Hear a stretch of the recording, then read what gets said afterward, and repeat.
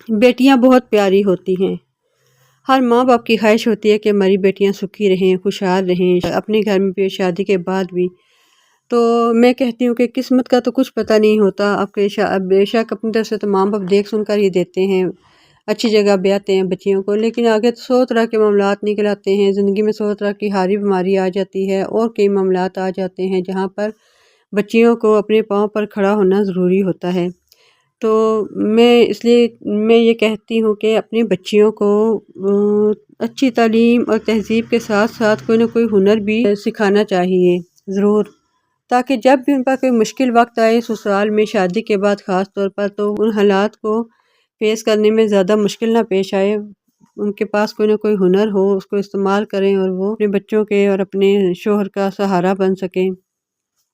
بعض اوقات ایسا ہوتا ہے کہ شوہر مالی حالات شوہر کے کمزور ہوتے ہیں، وہ گھر نہیں چلا سکتا صحیح طریقے سے، اور جس کی وجہ سے گھر میں لڑائیاں جھگڑے شروع ہو جاتے ہیں۔ تو اگر ایک سلیقہ مند خاتون ہوگی، لڑکی ہوگی، تو وہ اپنے شوہر کی مدد کر سکتی ہے اپنے سلیقے سے، اپنے ہنر سے،